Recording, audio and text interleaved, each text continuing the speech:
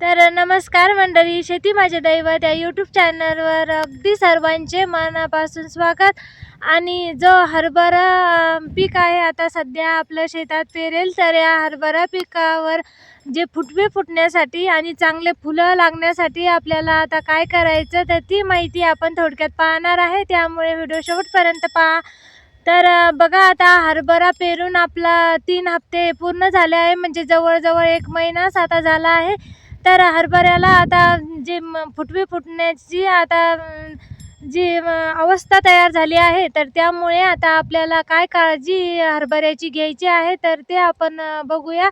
तर आता कसं की पहिलं पाणी हरभऱ्याला आपण दिलं आहे. पहिला पाणी बसलं म्हणजे अगोदर पेरायच्या अगोदर एक पाणी आणि त्यानंतर एक पाणी, असे 2 पाणी हरभऱ्याला बसले आहे.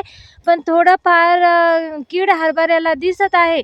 आता भरपूरच ठिकाणी मी बघितलं तर हरभऱ्याला आळी आपल्याला आढळून आली, थोडीफार हिरवी आळी. त्यामुळे आपल्याला लगेच हरभऱ्यावर आता एखादी साधीच फवारणी घ्यायची आहे.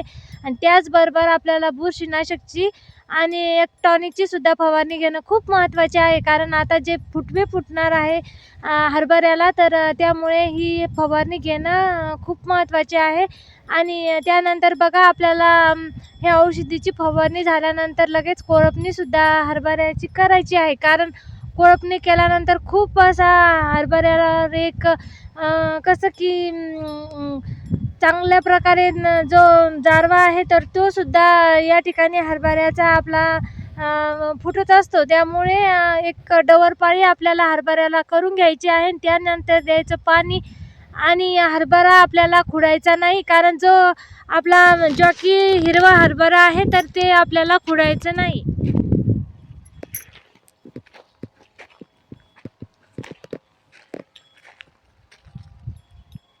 तर हे बघा मंडळी, आता हे जे आपलं जॉकी हरभरा आहे, तर हे हरभरा आपल्याला बिलकुल खुडायचं नाही. कारण आता भरपूर वेळेस होतं काय की आपण हरभरा खुडतो, तर ही चुकी करायची नाही. कारण हरभरा खुडायचा असलं तर विराट किंवा आपलं विराट हरभरा आपण खुडू शकतो, डोला हरभरा खुडू शकतो. परंतु आपला ज्वाकी लाल कोणताही हरभरा जर असेल, तर आपण ते हरभरा खुडायचं नाही. कारण हरभरा जर आता आपण जर हे खुडलं, तर काय होणार आहे की या हरभऱ्यावर खूप अशी आळी पडणार आणि आळी पडल्यानंतर लवकर हरभरा आपलं दुरुस्त होणार नाही, कारण सुधारणार सुद्धा नाही. म्हणून आपल्याला एक काळजी घ्यायची आहे की आता आपल्याला हे हरभरा खुडायचं नाही. आणि आपल्याला फक्त काय करायचं आहे की डवरणी करायची. आणि डवरपाळी झाल्यानंतर आपण याला पाणी देऊ शकतो, कारण 4-4 तास आपल्याला हरभऱ्याला पाणीसुद्धा द्यायचं आहे.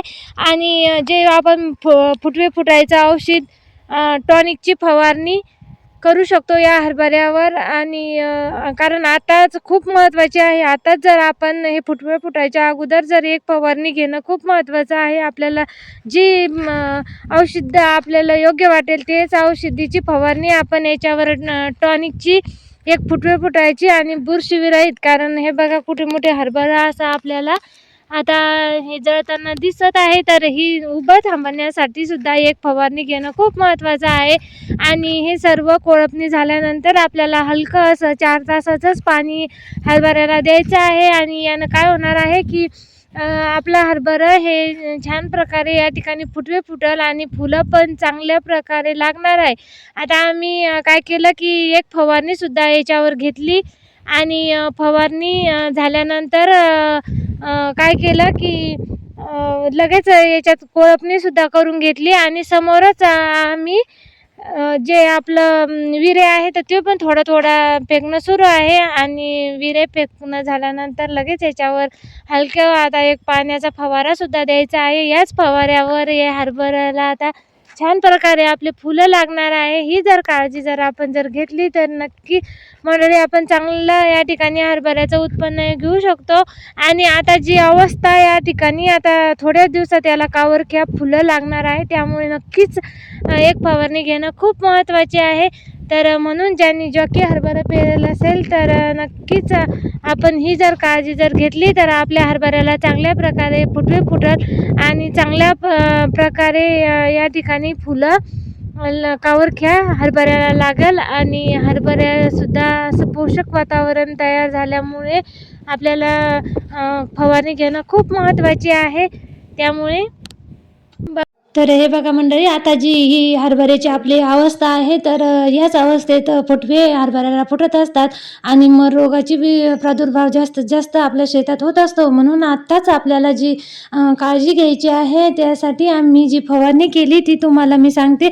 आपण सुद्धा आताच फवारणी घेणं खूप महत्त्वाचं आहे हरभऱ्यावर. तर मर रोगासाठी याच्यात जी फवारणी घेतली आहे तर ती म्हणजे मर रोग थांबण्यासाठी रोको या औषधाची फवारणी घेतली आणि पांढऱ्या मुळीची वाढ होण्यासाठी ओमिका सीड ही जे औषध आहे तर त्याची सुद्धा फवारणी घेतली आहे.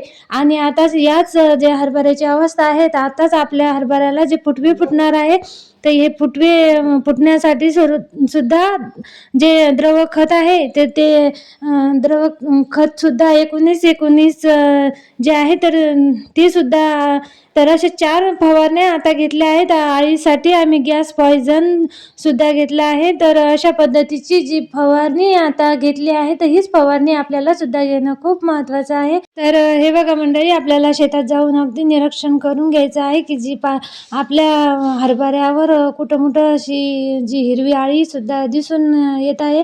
आणि कसं की याच अवस्थेत फुटवे फुटल्यानंतर फुले आणि जे गाठेसुद्धा काही दिवसात धरतील. म्हणून लवकर आपला माल न पकडण्यासाठी थोडा वेळ आपल्याला असे फुटवे हरभऱ्याला फुटले पाहिजे. म्हणून ही जी फवारणी आहे ते याच अवस्थेत घेणं खूप महत्त्वाचं आहे.